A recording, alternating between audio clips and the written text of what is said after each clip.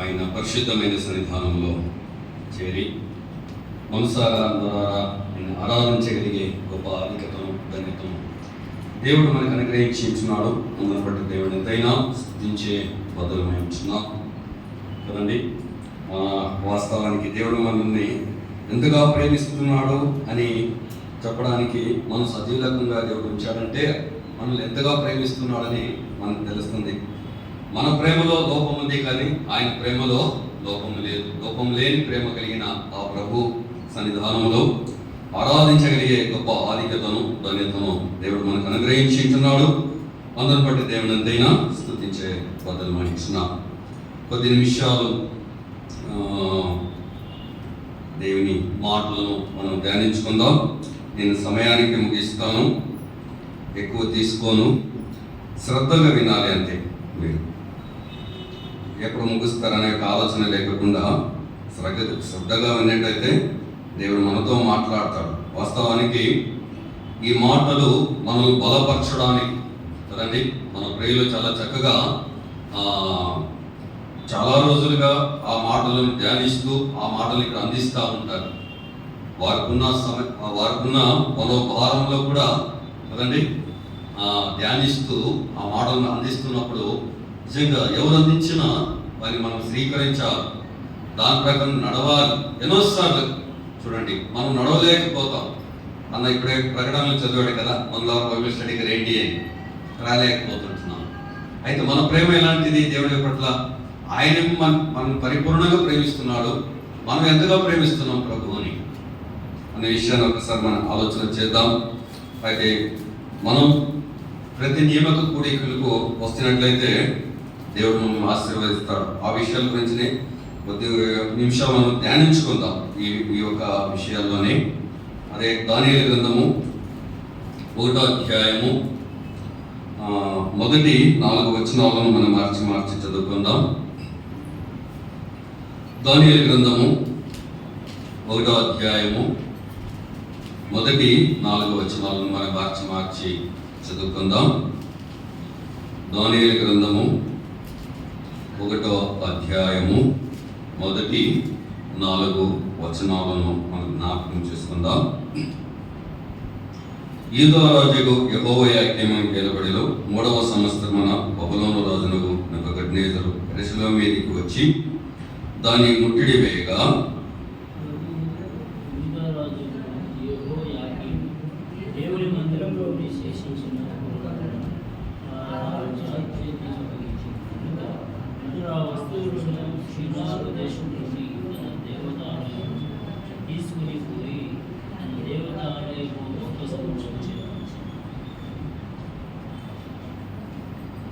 రాజు అర్షనాగు అను తన నపుంసకుల అధిపతిని పిలిపించి అతనికి ఇలాగ ఆజ్ఞాపించెను. ఇశ్రాయేలు రాజవంశములో ముఖ్యులై లోపము లేని సౌందర్యమును సకల విద్య ప్రావీణ్యతయు జ్ఞానము కలిగి తత్వజ్ఞానము కలిగిన వారై రాజు నగరునందు నిలవదగిన కొందరు బాలులను రప్పించి కల్యలు విద్యను భాషను వారికి నేర్పుము. ఈ యొక్క ఉదయకాలం ముందు జ్ఞానం గురించి మాట్లాడాలని ఆలోచన కలిగినాం కదండి. ఇంతకు ముందు లోపము లేని సౌందర్యం దాని గురించి మనం మాట్లాడాం. అయితే ఈ యొక్క దీని ముందు జ్ఞానం గురించి మనం మాట్లాడాలని ఆలోచన ధ్యానించుకుంటూ చిన్న ప్రార్థన చేసుకుని ధ్యానించుకుందాం. దయ కలిగిన మా దేవ, కృప కలిగిన మా తండ్రి, మీ ఘనమైన నామాన్ని బట్టి లెక్కలేని స్తుతులు స్తోత్రం చెల్లించుకుంటున్నాం. బలహీనులము ఎన్నికలేని వారం బట్టి వారమైన మమ్మల్ని ప్రేమించారు, బలపరిచారు, ప్రాణప్రాప్తులుగా ఉంచారు, నాన్న సజీవులుగా ఉంచారు. అతి ముఖ్యంగా మీ సన్నిధానంలో చేరువచ్చి మిమ్మల్ని ఆరాధించగలిగే గొప్ప ధన్యతను భాగ్యాన్ని అత్యల్పమైన మీరు మాకు అనుగ్రహించినందుకు మీ పాదాలకు లెక్కలేని స్తుతులు స్తోత్రం చెల్లించుకుంటున్నాం. చదువుబడిన మీ మాటలను కొద్ది నిమిషాలు మీరు ధ్యానిస్తుండగా మాకు ప్రభువా మేము బలపడలాగున, స్థిరపడలాగున, మీ యందు అతుకుబడలాగున, మీ యందు ప్రభువా జ్ఞానం కలిగి జీవించలాగున మేము నడుచుకుని మీకు మహిమకరంగా ఉండలాగా సహాయం చేసి నడిపించిన వేడుతూ చిన్న ప్రార్థన ప్రభు అయిన యేసుక్రీస్తు ఘనమైన అతి పరిశుద్ధమైన నామమున అడిగి వేడి ప్రార్థిస్తున్నాము తండ్రి. ఆమేన్. పిల్లరా, మనం చదువుకున్న లేఖన భాగాలను మరొకసారి మనం ఆలోచన చేసినట్లయితే దానియేలు ఏ రాజు కాలంలో కదండి ఆయన చెరకును వచ్చాడండి? ఇప్పుడు మనం ఇక్కడ పైన చదువుకున్న లేఖన భాగాల్లోనే ఉన్నది కదా. ఎవరి కాలంలో అండి? యెహోయాకీం కాలంలో ఆయన చెరకు వచ్చినట్టు కూడా చూస్తుంటున్నాం. ఏ రాజు చెరకుని వచ్చాడండి? ఏ రాజు చెరకుని వచ్చాడు? గట్టిగా చెప్పండి. ఏ రాజు? నెబుకద్నెజరు రాజు చెరకుని పోబడి వచ్చినట్టు కూడా చూస్తుంటున్నాం. అలాగనే ఏ దేశానికి చెరకుని వచ్చారండి? ఏ దేశానికి చెరకుని వచ్చారు వాళ్ళు? బబులోను దేశానికి, యెరూషలేము నుండి బబులోను దేశానికి చెరకుని వచ్చినట్టు అక్కడ మనం చదువుకున్న లేఖన భాగాలలోనే ఈ 4 వచనాల్లోనే మీకు కనబడుతుంది. బబులోను దేశానికి చెరకుని యెరూషలేములో ఉన్నవారు కదండి చెరకుని తీసుకొని ఆ బబులోను దేశానికి తీసుకునేటట్టు చూస్తుంటున్నాం. 70 సంవత్సరాలు యెరూషలేము పాడుగా మిగిలిపోయినట్టు మనం ఇందుకు ముందు ధ్యానించుకుంటూ వచ్చినట్టు మనం జ్ఞాపకం చేసుకుంటున్నాం.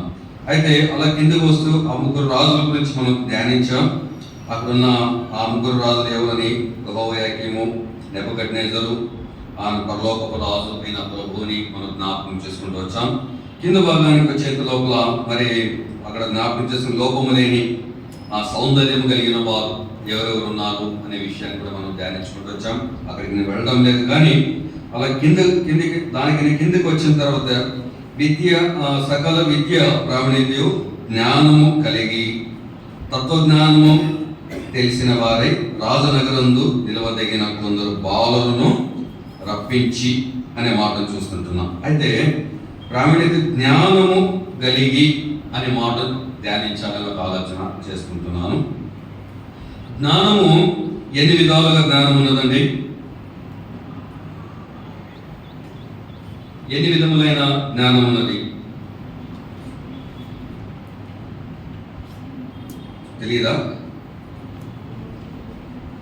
మనకంతా చాలా అనుభవం ఉన్నదండి ఈ విషయాల్లో కదా. ఎన్ని విధములైన జ్ఞానం ఉన్నదండి? 2 విధములైన జ్ఞానం ఉన్నది. కావాలంటే ఆ మాటను మీరు ఒకసారి యాకోబు పత్రిక 3వ అధ్యాయం 13వ వచనంలో ఆ మాట చూస్తున్నాం. చూడండి, 2 విధములైన జ్ఞానం ఉన్నట్టు మనం జ్ఞాపకం చేసుకుంటున్నాం. యాకోబు పత్రిక 3వ అధ్యాయము 13వ వచనంలో ఏమున్నది చూస్తుంటున్నాం. మీలో జ్ఞాన వివేకములు గలవాడెవడు?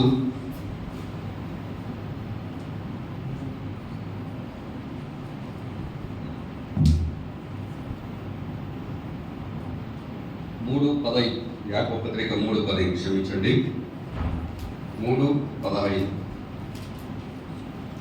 ఈ జ్ఞానము పైనుండి దిగి వచ్చినది కాక భూ సంబంధమైనది, ప్రకృతి సంబంధమైనది, దయ్యముల జ్ఞానం వంటిది నై ఉన్నది. ఈ జ్ఞానం ఎలాంటి జ్ఞానం అంటండి?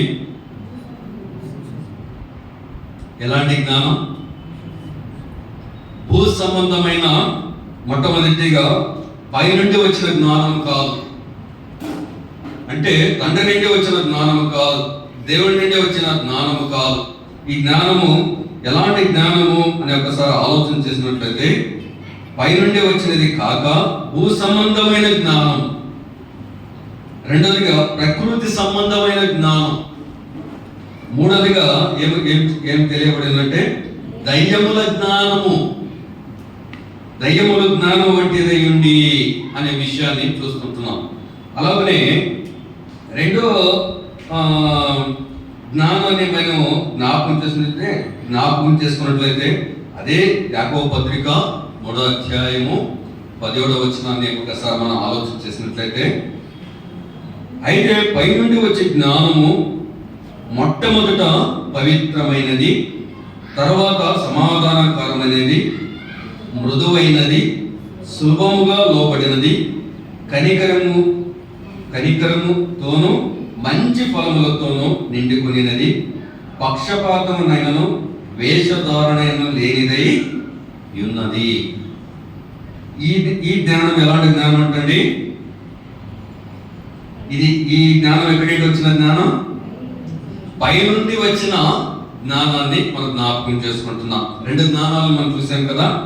ఒకటి ఈలోక సంబంధమైన జ్ఞానం, ఈలోక సంబంధమైన జ్ఞానం, భూజ్ఞానం, ప్రకృతి సంబంధమైన జ్ఞానం. అయితే రెండవ జ్ఞానం పైనుండి వచ్చిన జ్ఞానం. అయితే ఇక్కడ దానియేలును మనం ఒకసారి ఆలోచన చేసినప్పుడు, ఈ దానియేలును మనం ఒకసారి ఆలోచన చేసినప్పుడు, దానియేలుని జ్ఞానవంతుడుగా చేసినది ఎవరు అని ఒకసారి ఆలోచన చేస్తే, దానియేలు అంత బలంగా ఉండడానికి కారణం ఏమిటి అని ఒకసారి ఆలోచన చేసినట్లయితే కదండి, అదే మాటలను పైన చూస్తుంటున్నాం. చూడండి ఆ మాటలను 1:17లో మాట చూస్తుంటున్నాం. అదే దానియేలు గ్రంథం 1వ అధ్యాయం 17వ వచనంలో, ఈ 4 బాలుర సంగతి ఏమనగా, దేవుడు వారికి జ్ఞానమును, సకల విద్య ప్రావీణ్యతయు, వివేకమును అనుగ్రహించెను అనే మాట చూస్తుంటున్నాం. ఈ యొక్క జ్ఞానాన్ని ఎవరు అనుగ్రహించారు? ఎవరికి అనుగ్రహించారు? ఎవరికి అనుగ్రహించాడు? ఆ 4 బాలురు అనే విషయాన్ని ఇక్కడ రాయబడినట్టు కూడా చూస్తుంటున్నాం. ఇక్కడ జ్ఞానం ఎవరు అనుగ్రహించాడు? దేవుడు వారికి జ్ఞానం అనుగ్రహించను అనే మాట చూస్తాం కదా. అందులో దానియేలు ఉన్నట్టు కూడా చూస్తుంటున్నాం. షడ్రకు, మెషకు, అబేద్నెగో, అలాగనే దానియేలు ఉన్నట్టు కూడా చూస్తుంటున్నాం. ఈ 4కు దేవుడు జ్ఞానాన్ని అనుగ్రహించాడు. దేవుడిచ్చి జ్ఞానాన్ని వారు పొందుకున్న వారుగా చూస్తుంటున్నాం. దేవుడితో నడిచిన అనుభవ జీవితం కలిగిన వారుగా చూస్తుంటున్నాం. దేవుని అడుగుజాడలో నడిచిన వారిగా చూస్తుంటున్నాం. అయితే ఈ దైవ జ్ఞానం కలిగిన వారు, దేవుడిచ్చే జ్ఞానం కలిగిన వారు ఎక్కడ? ఈ దానియేలు గ్రంథాన్ని మీరు ఎక్కడ చదవండి, దానియేలు గురించి ఎక్కడ కూడా ఒక చిన్న పాపం చేసినట్టు మనకు కనపడదు. అది పైనుండి వచ్చే జ్ఞానం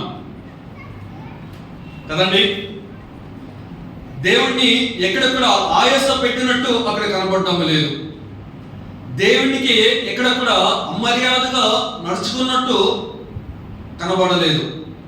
ఈ జ్ఞానం ఎలాంటి జ్ఞానం? దైవ జ్ఞానం కలిగినవా. అయితే దేవుడు వరకులకు కూడా జ్ఞానాన్ని ఇచ్చాడు కదండి. ఎవరికి ఇచ్చారు చెప్పండి? సొలొమోనుకు జ్ఞానం ఇచ్చాడు, ఘనతనిచ్చాడు, ఐశ్వర్యం ఇచ్చాడు. అయితే నిజంగా చాలా చక్కగా నడుచుకున్న ఆ దినాలలో ఎంతో పేరు ప్రత్యేకం కలిగిన సొలొమోను కూడా వృద్ధాపములో తన జ్ఞానాన్ని కోల్పోయిన వాడుగా చూస్తుంటున్నాం. భక్తిపరుడు కాదా? భక్తిపరుడే. దేవుడు అడుగుజాడలు నడిచిన వాడు కాదా? దేవుడు అడుగుజాడలు నడిచిన వాడే. దేవుడితో అనుబంధం కలిగిన వాడు కాదా? దేవుడితో అనుబంధం కలిగిన వాడే.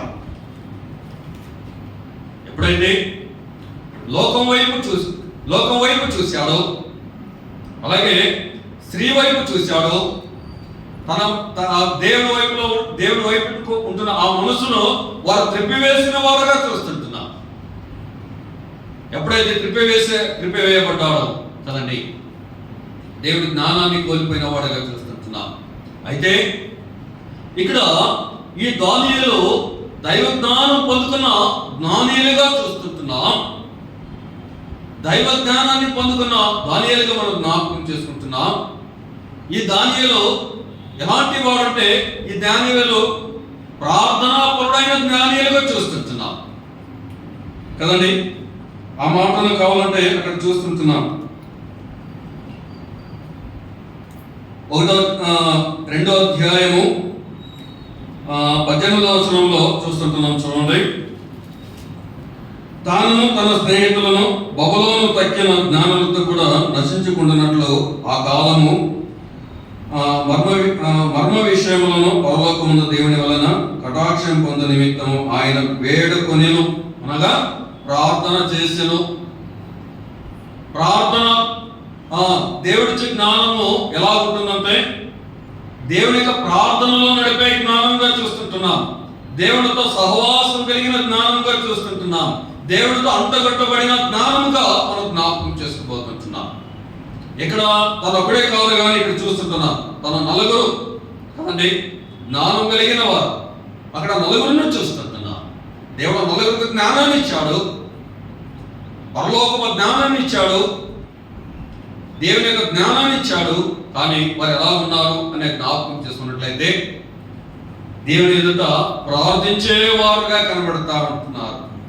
వారు ఎక్కడున్నారు అని ఒకసారి మనం ఆలోచన చేసినట్లయితే ఇప్పుడు మన జ్ఞాపకం బబులోను దేశంలో ఉన్నవారు, శత్రువుల చేతిలో ఉన్నవారు, అన్య దేశంలో ఉన్నవారు, వీరు ఎలాంటి వారు? యవనస్తులు, యవన కాలంలో ఉంటున్నవారు. దాదాపు ఇక్కడ ప్రార్థన చేయడానికి ఇక్కడ వచ్చేంత లోపల దాదాపు నాకు తెలిసిన మటుకు 18 నుండి 20 సంవత్సరాలు కలిగిన వారుగా మనం జ్ఞాపకం చేసుకుంటున్నాం. మంచి యవన కాలంలో ఉన్నవారు. బబులోను దేశంలో పాపం లేదా? విస్తారంగా ఉన్నది. బబులోనులు కదండి దేవునికి ఆయుష్కరంగా జీవించేవారు, కానీ వారు వారి వైపు చూడడం లేదు, కానీ ప్రభు వైపు చూస్తూ ఉంటున్నారు.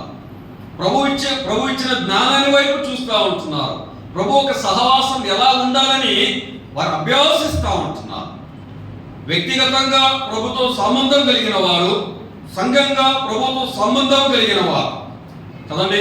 ఈ నలుగురు ఉన్నారంటే సంఘానికి సూచనగా కనబడతా ఉంటున్నారు. నలుగురు కలిసి ప్రార్థన చేసుకుంటున్నారు వారికున్న సమస్యల గురించి, ఆ గొప్ప ఉపద్రవం నుంచి తప్పింపబడాలంటే ప్రార్థన ఉండాలని కదండి. దానియేలు తన స్నేహితులు ప్రార్థనా పరులుగా మన జ్ఞాపకము చేసుకోవాల్సిన వారంగా ఉంటున్నాం.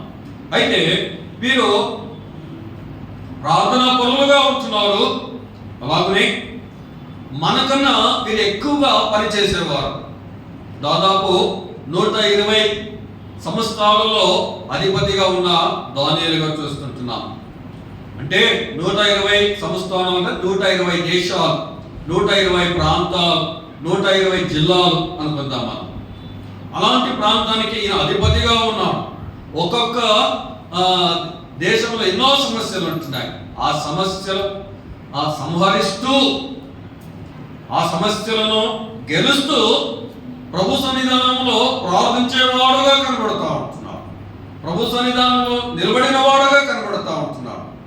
అయితే అదే దానియేలు గ్రంథం 11వ అధ్యాయంలో వచ్చినట్టయితే అక్కడ పైన భాగాలను చూస్తుంటున్నా ఆయన ఆరాధించడానికి వెళ్తున్నవాడు, ప్రభు సన్నిధానం ధ్యానించడానికి వెళ్తున్నవాడుగా చూస్తుంటున్నారు. ఎందుకు అక్కడ ఈ ముగ్గురు స్నేహితులు లేరా? ఈయన ఎందుకు ఒంటరిగా వెళ్తున్నాడు అని ఒకసారి ఆలోచన చేసినట్లయితే కదండి 120 సంస్థానంలో వీరు కొన్ని వేరే వేరే ప్రాంతానికి వెళ్ళి వేశారు పని చేయడానికి, కానీ ఇక్కడ దానిలో ఒకటిగా మిగిలిపోయాడు. అయినా ఒకటిగా ఉన్నా కూడా ప్రభు పట్ల అంటగట్టబడిన వాడుగా చూస్తుంటున్నాం. చూడండి, కావాలంటే ఆ మాటలు మనం జ్ఞాపకం చేసుకున్నట్లయితే 11వ అధ్యాయంలో మొదటి వచనాన్ని మనం ఎందుకు మనం జ్ఞాపకం చేసుకున్నాం.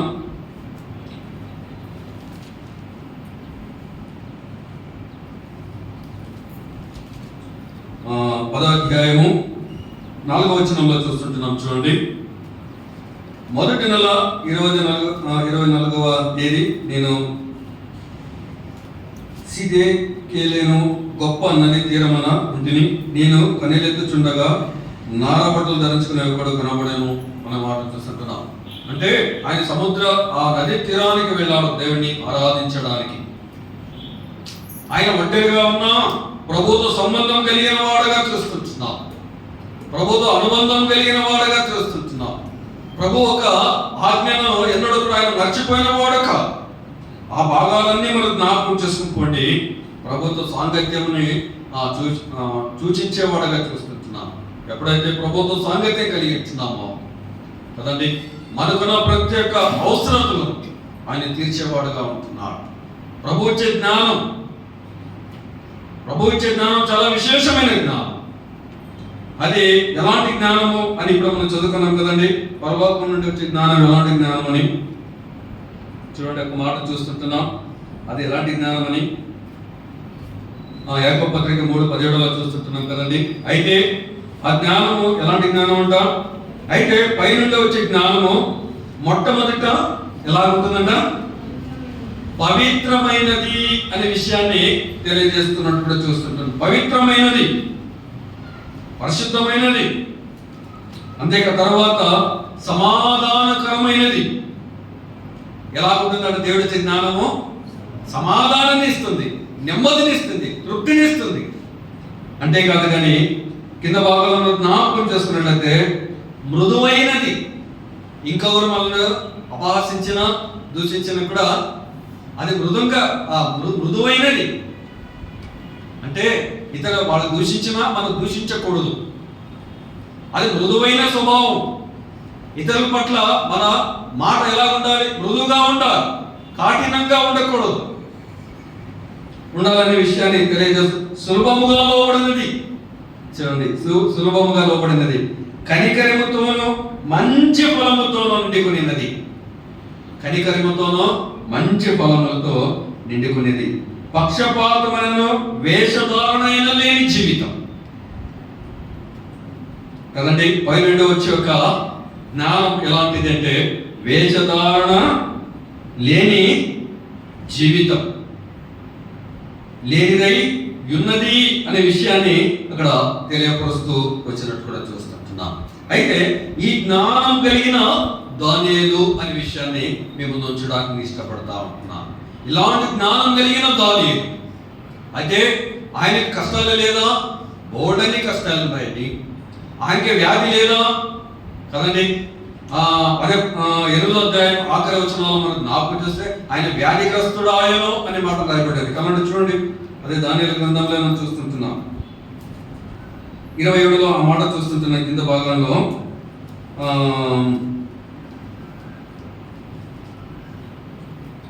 ఈ దర్శనము కొరకగా దానియేలు నేను మూర్ఛిల్లి కొన్నాళ్ళు వ్యాధిగ్రస్తుడనయుక్తిని. ఆయనకి ఏమున్నది? శరీరంలో బలహీనత కూడా ఉన్నది, ఏదో పనుల భారం ఉన్నది, బలహీనత ఉన్నది. అయినా ప్రభు సన్నిధానం ఆయన మారడము లేదు. ప్రభుతో సాంగత్యం పొందడం ఆయన ఎప్పుడు కూడా మానవేసిన వాడు కాదు. దయచేసి ప్రేమతో మీకు మనం చేస్తూ ఉంటున్నాం. మనకిచ్చిన గొప్ప అవకాశాలు, మనకిచ్చిన గొప్ప తరుణం కదండి. ప్రభు సన్నిధానం మనం ఎలా నేర్చుకోగలం? మనం వ్యక్తిగతంగా ప్రభుతో సాంగత్యం కలిగి ఉంటాం. అయితే మనం ఎలా నేర్చుకోగలం కదండి? నియామక కూడికలకు వచ్చినప్పుడు మనం నేర్చుకోగలమండి. కావాలంటే చూడండి ఆ మాట, అదే యెరెమీయా గారే విలాప వాక్యంలో రాస్తూ ఆ మాటలను, ఒకవేళ నియామక కూడికలకు రాకపోతే ఏమైపోతుంది అనే విషయాలను కూడా ఆ మాట రాస్తూ తెలియజేస్తూ వస్తూ అంటున్నారు. చూడండి, యెరెమీయా పక్కలోనే ఉంటుంది.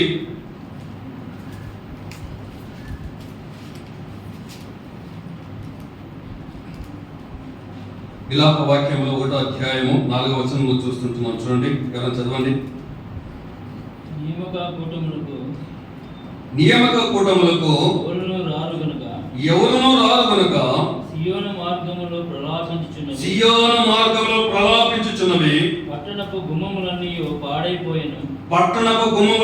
పాడైపోయెను. యాజకులు నిట్టూర్పు విడుచుచున్నారు. దాని కన్యకలకు దుఃఖాక్రాంతులైరి. అదియు వ్యాకుల భర్తురాయను అనే విషయాన్ని మనం జ్ఞాపకం చేసుకుంటున్నాం కదండి. ఏంటంటే ఇక్కడ మనం చదువుకున్న లేఖన భాగంలో నియామక కూడికలకు ఎవరు తెలియజేస్తున్నారు? ఇప్పుడే నేను చెప్పాను కదా, ఈ మాటలు ఎవరు వస్తున్నారండి? భక్తుడైన యెరెమీయా విలాప వాక్యాలు రాసినట్టుగా చూస్తున్నాం. భక్తుడైన యెరెమీయా విలాప వాక్యాలు రాసినప్పుడు యెరెమీయా కూడా దానియేలు యొక్క దినాలలో యెరెమీయా ఉన్నవాడు. యెరెమీయా దానియేలు యొక్క కాలంలో ఉన్నవాడు. యెరెమీయా కూడా రెండోసారిగా చెరపట్టు పట్టుకుని వచ్చిన వాడు. ఆ మాటలు కూడా దానియేలు గ్రంథంలో మనం చూడవచ్చు. అయితే అలాంటి దానియేలు అలాంటి యెర్మీయా ఇక్కడ విలాప వాక్యాలకి తెలియజేస్తా ఉంటున్నాడు. ఏమిటంట, నియామక కూటలకు ఎవరునూ రాకపోతే మనం ఎలా బలపడతాం, ప్రభు సన్నిధానంలో ఎలా నేర్చుకుంటాం చెప్పండి. మన సహోదరులు నిజంగా వాస్తవానికి చెప్పాలంటే పనుల భారం ఎంతో ఉన్నది కదండి. అయినప్పటికీ వారు ఎంతో ప్రయాసపడి అన్నప్పుడే కదండి నైట్ అంతా పని చేస్తూ వస్తూ ఉంటున్నారు. ఉదయకాలం అయితే కళ్ళు చాలా ముచ్చుకొని వస్తుంది. కందపల్లి వెళ్ళేటప్పుడు చూస్తూ ఉంటాం, చాలా బాగా. అయినా అది ప్రయాస కదండి. దానికి మించి ప్రభువును ప్రేమిస్తూ నడుస్తూ ఉన్నారంటే ఎంత గొప్ప విషయం అన్న కూడా లొకేషన్ కూడా కదండి. డైలీ 60 కిలోమీటర్లు ప్రయాణం చేసి మరి ఇక్కడ నియామక కూడికి రావాలంటే చిన్న విషయం కాదు. అయినా వస్తూ ఉంటున్నారు కొంతమంది. అయితే మిగిలిన వారు ఎందుకు రావడం లేదు? అలా దేవుని సన్నిధానంలో మనం నేర్చుకోకపోతే మనకు అనుభవ జ్ఞానం ఎలా వస్తుంది? మనం ఏ జ్ఞానం కలిగి మనం జీవిస్తుంటున్నాం ఈ లోకంలో? దేవుని జ్ఞానం కలిగి జీవిస్తుంటున్నామా కదండి? ఈ లోక జ్ఞానం కలిగి జీవిస్తా ఉంటున్నామా? ఈ లోక జ్ఞానం ఒకరోజు మనం ముంచి వేస్తుంది, కానీ పరలోక జ్ఞానం ప్రభు సన్నిధానానికి తీసుకుని వెళ్ళేదిగా ఉంటున్నది. యవనస్తులకు ముఖ్యంగా నేను తెలియజేయడానికి ఇష్టపడతా ఉంటున్నాను. యవన బిడ్డలు సమయానికి రండి. ఒకవేళ ఏదైనా సమస్య ఉన్నదా ఒక గంట సేపు ముందు మాకు తెలియజేయండి. మీకు వెహికల్ అన్నా అరేంజ్ చేస్తాం, లేదా వెహికల్ పిల్లలు ఎవరు తీసుకున్నా వస్తారు. రండి. నియామక కూడికలో మనం నేర్చుకున్నాలి కదా, బైబిల్ స్టడీలో మనం నేర్చుకున్నాలి. సహోదరులతో సహవాసం కలిగి ఉండాలి. ఇక్కడ దానియేలు తన సహోదరులతో సహవాసం కలిగి ఉన్నవాడుగా చూస్తుంటున్నాం.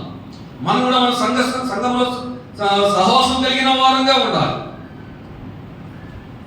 బైబిల్ గ్రంథంలో తన భక్తులు ఎంతో మంది ఉన్నారు, కానీ తన కుమారులు దేవుని జ్ఞానము లేక తప్పిపోయిన వారు ఉన్నారండి. చాలా బాధాకరమైన విషయం. కోరి శ్రమలు తెచ్చుకున్న వారుగా కూడా ఉన్నారు కదండి. యాకోబు ఒక జీవితంలో కూడా ఒక మాట చూస్తున్నాం చూడండి. వారి జ్ఞానం ఎలాంటిదని, ఈ లోక జ్ఞానం కలిగిన వారు ఎలా ఉంటారని ఒకసారి చూపిస్తున్నాను. యాకోబు రాసిన పత్రిక క్షమించండి ఆదికాండము 34వ అధ్యాయము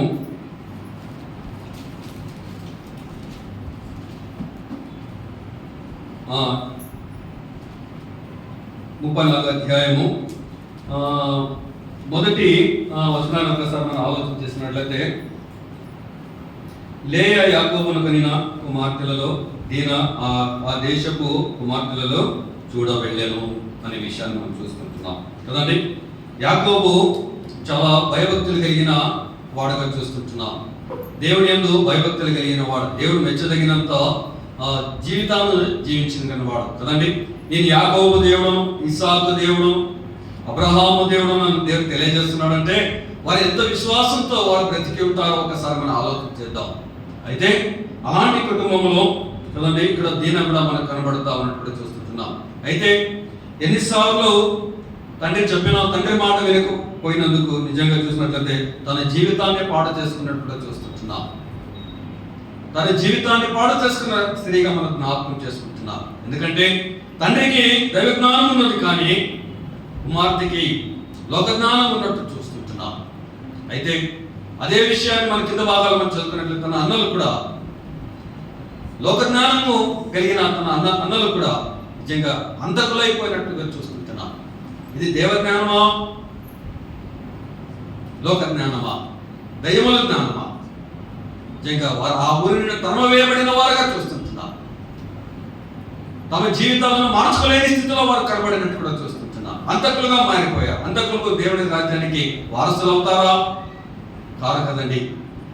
ఎందుకు అలాంటి కుటుంబంలో ఇలాంటి వారు ఇక్కడ ఉంటున్నారు అంటే మనకు బుద్ధి కలగడానికి, మనం అలా జీవించకూడదు అని తెలియజేయడానికే ఈ మాటలు దేవుడు మనకు రాసి ఉంచాడు.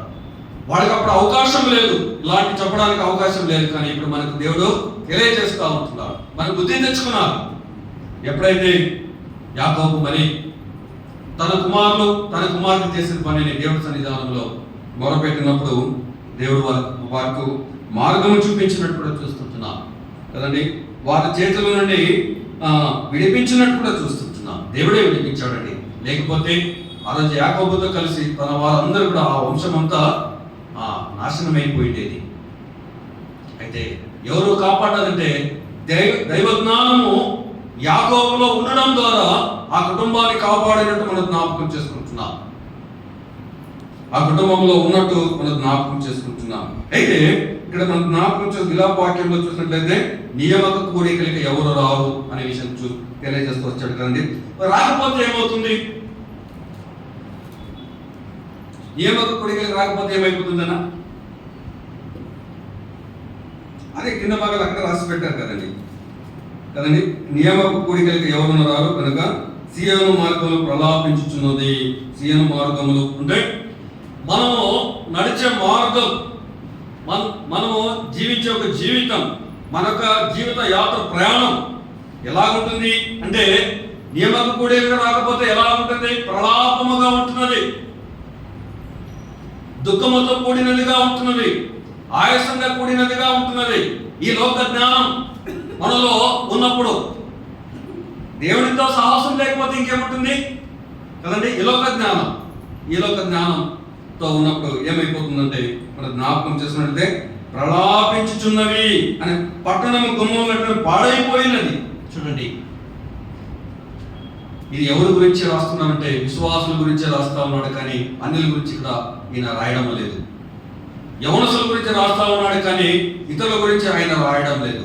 ప్రభునంద విశ్వాసించిన వారి గురించి రాస్తా ఉన్నాడు, కానీ ఇతరుల గురించి ఆయన రాయడం లేదు. ఏమైపోతున్నాడు? పట్టణం గుమ్మంలో నీవు పాడైపోను, యాజకులు నిట్టూర్పు నడుచుచున్నారు, దాని కన్యకలు దుఃఖక్రాంతులైరి. చూడండి, ఇంటిలో దుఃఖం. ప్రభు నియామక కోరికలు రాకపోతే బాధ, ఆయాసకరమైన జీవితం. అందుకే యవనస్తులకు ముఖ్యంగా తెలియజేస్తున్నాం, ఎన్నెల పనుల నుండి వారంలో 2 సార్లు దయచేసి రండి. మనం నేర్చుకుందాం. మనమందరూ ప్రభు సన్నిధిలో నేర్చుకోవలసిన వారం అవుతున్నాం కదండి. మనమందరూ ఎన్నో పనులు ఉన్నాయి, ఎన్ని ఎరుకులున్నా, ఎన్ని ఇబ్బందులున్నా కదండి. ఈ లోక జ్ఞానం పరలోకానికి తీసుకుని పోదు, కానీ దైవ జ్ఞానం మాత్రం పరలోకానికి తీసుకుపోయేదిగా ఉంటుంది. దానికోసం మనం ప్రయాసపడతాం. ఒకవేళ కదండి దైవ జ్ఞానం మనం పక్కకు పెట్టినట్లయితే మన భక్తి, మన విశ్వాసం అంతా వ్యర్థమే కదండి. దేవుడితో సాంగత్యం లేకపోతే మనకు విశ్వాస భక్తి కూడా వ్యర్థమైనట్టుగా మనం జ్ఞాపకం చేసుకోవాల్సిన వారం అంటున్నాం. అయితే విశ్వాసం కలిగిన వారు ఎలా ఉండాలి? ఒకవేళ నియామక కోరికలకు వస్తూ సంబంధం కలిగి ఉన్నట్లయితే అది ఎలాంటి జ్ఞానము అని ఒకసారి మనం ఆలోచన చేసినట్లయితే చూస్తుంటున్నాం. చూడండి, అదే కొలస్సీ పత్రిక 3వ అధ్యాయం 16వ వచనం చూస్తుంటున్నాం. చూడండి, 3:16లో ఒక మాట ఉంటుంది. చూడండి,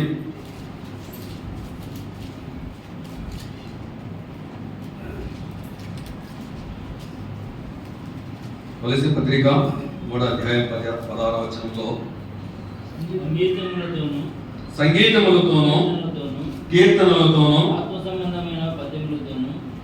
ఆత్మ సంబంధమైన పద్యములతోనూ ఒకరికి ఒకడు బోధించుచు బుద్ధి చెప్పుచు కృపాసహితముగా మీ హృదయములో దేవుని గురించి గానము చేయుచు సమస్త విధములైన జ్ఞానముతో క్రీస్తు వాక్యము మీలో సమృద్ధిగా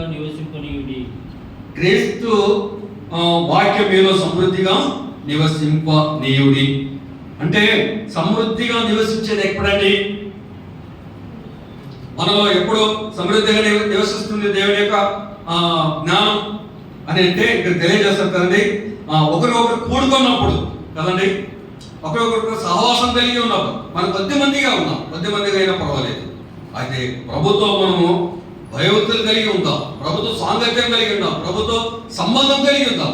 అలా ఉన్నప్పుడు అక్కడే తెలియజేస్తాడు 3 పదాలు, సంగీతములతోనూ కీర్తనలతో ఆత్మ సంబంధమైన పద్యములతో. చూస్తుంటున్నాం ఎలాంటిదంట ఈ సహవాసం, ఎలాంటిది కదండి. ఏ సహవాసం? నియామక కోరిక కలిగిన సహవాసం ఎలాంటిది? ఆత్మ సంబంధమైన సంబంధం. ఆత్మ సంబంధమైనది అంటే దేవుడిచ్చే ఒక ఆత్మను మనకు సంతోష పెట్టేదిగా మనం జ్ఞాపకం చేసుకోవాల్సిన వారన్నమాట. సంగీతములతోనూ కీర్తనలతోనూ ఆత్మ సంబంధమైన పద్యములతోనూ ఒకనికి ఒకడు బోధించుచు, చూడండి, ఒకరికొకరు మనం బోధించుకోవాలి. ఒకరికొకరు మన యొక్క కదండి మన తప్పిదం మనకు తెలియకపోవచ్చు, కానీ ఇతరులు చెప్పినప్పుడు దేవుడు వారితో మాట్లాడినప్పుడు మనం సరి చేసుకున్నప్పుడు మన భక్తి పెరుగుతుంది, క్షమాభివృద్ధి కలుగుతుంది. లేకపోతే ఏమైపోతాం కదండి? దైవ జ్ఞానం కలిగిన వారంగా ఉన్నామా, ఈ లోక జ్ఞానం కలిగిన వారంగా ఉన్నామా? ఒకసారి మనం ఆలోచన చేద్దాం.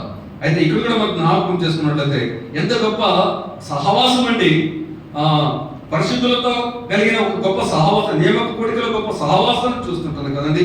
ఏదైనా ఒకరికి బుద్ధి చెప్పుచు కృపా సహితముగా మీ హృదయములతో దేవుని గురించిన గానము చేయొచ్చు అనే మాట చూస్తున్నాం. చూడండి, దేవుడి కృప చూపించిన ఆ జీవితాన్ని దేవుని సన్నిధానంలో గానం చేయాలని తెలియజేస్తూ వచ్చినట్లు చూస్తుంటున్నాం.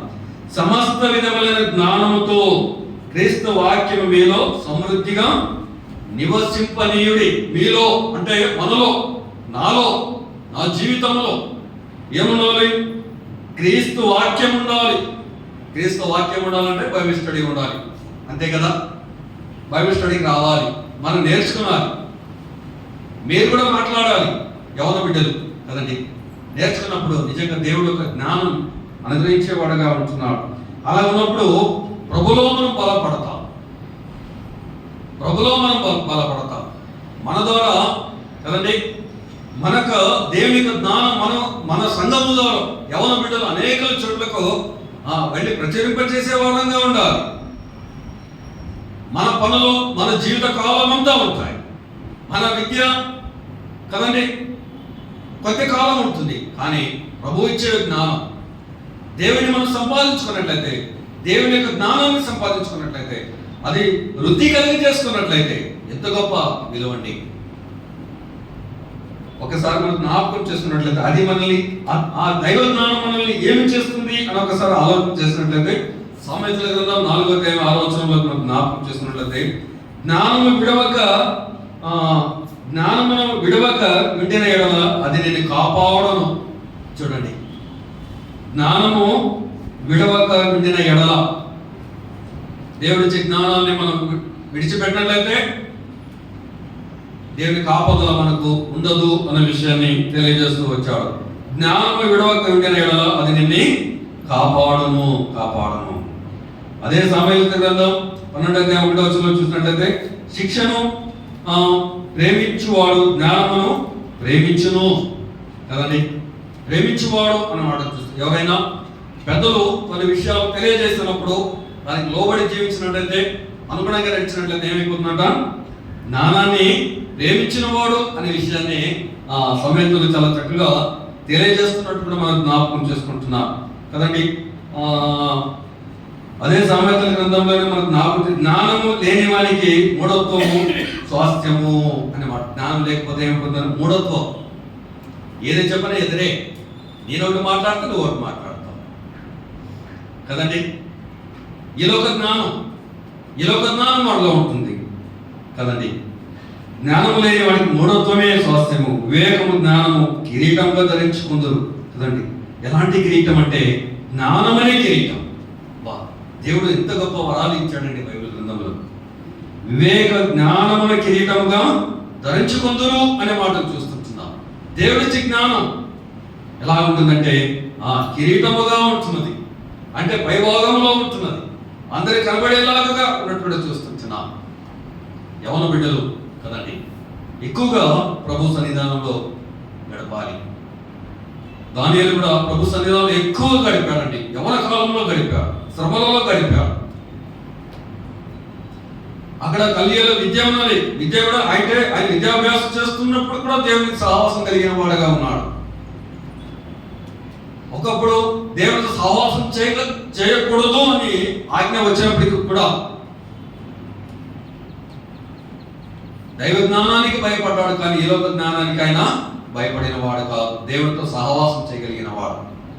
ఒకవేళ నేను రక్షించడానికి, దానియేలును రక్షించడానికి కదండి తన దూతను పంపించినట్టు కూడా చూస్తున్నాను. ఎంత గొప్ప రక్షణ అండి, ఎంత గొప్ప కాపుదల ఆయనకున్నట్టు కూడా చూస్తుంటున్నాం. ఎప్పుడైతే దైవ జ్ఞానం కలిగిన దానియేలు తనకు జీవితంలో ఎక్కడ కూడా చిన్న లోపము చేసినట్టు ఎక్కడ రాయబడాలి, మీరు కామెంట్ చూపించండి నాకు. నేను 4 సార్లు అక్కడ అదంతా చదువుకుంటూ వచ్చాను.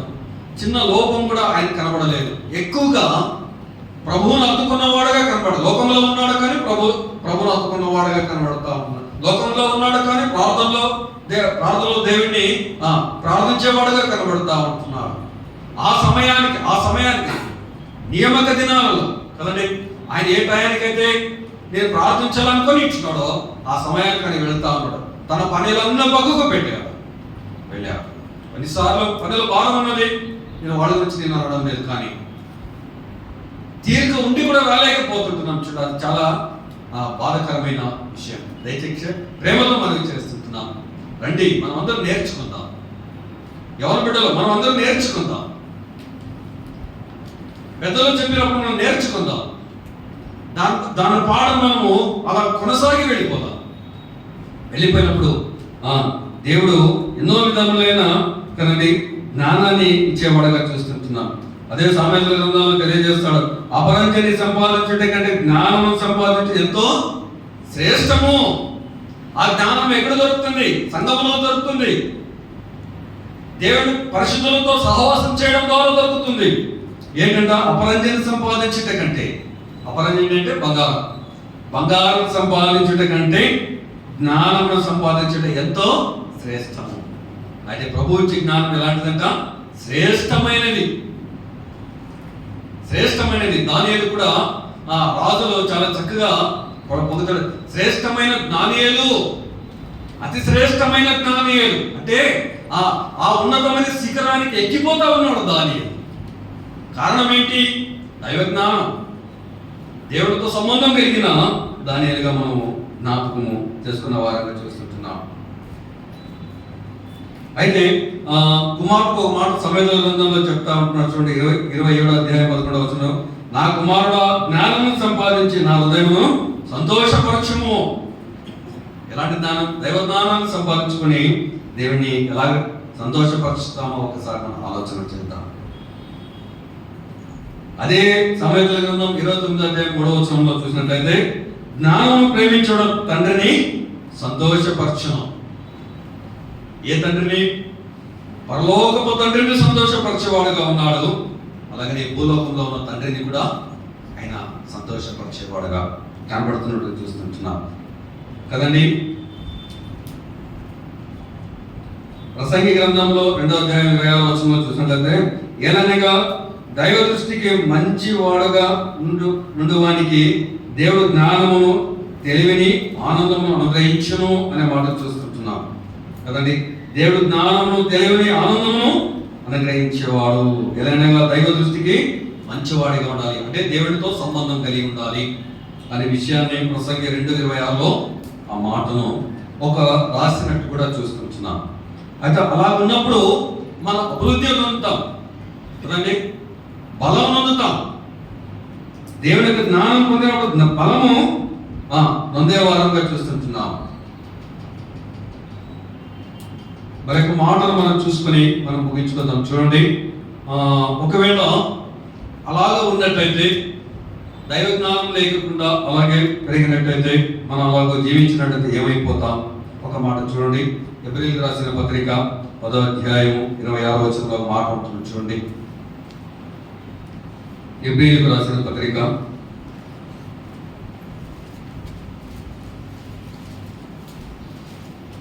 10వ అధ్యాయము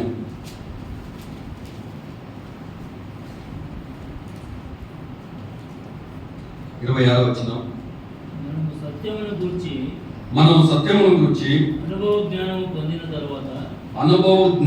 పొందిన తర్వాత బుద్ధిపూర్వకంగా పాపము చేసిన ఎడల పాపమునకు బలి ఉండదు గాని న్యాయపు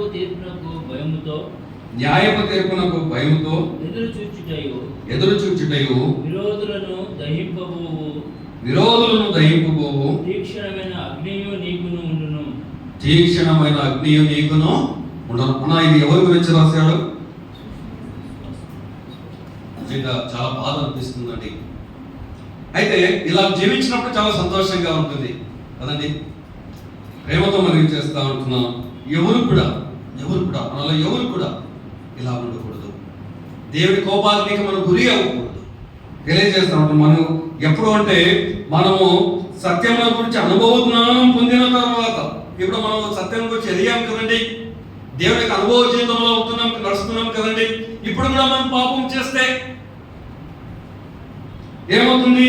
అనుభవ జ్ఞానం పొందిన తర్వాత బుద్ధిపూర్వకంగా పాపం చేసిన ఎడల ఏమంటున్నాడు? బుద్ధిపూర్వకంగా తెలిసి కూడా పాపం చేసిన ఎడల పాపం బలిగా ఉండదు కానీ అనే మాట చూస్తుంటున్నాం. ఇంకా బలి ఉండదు. ప్రభు ఇచ్చిన రక్షణ పొందుకున్నాం, ఇంకా బలి ఉండదు. ఏముంటుందండి?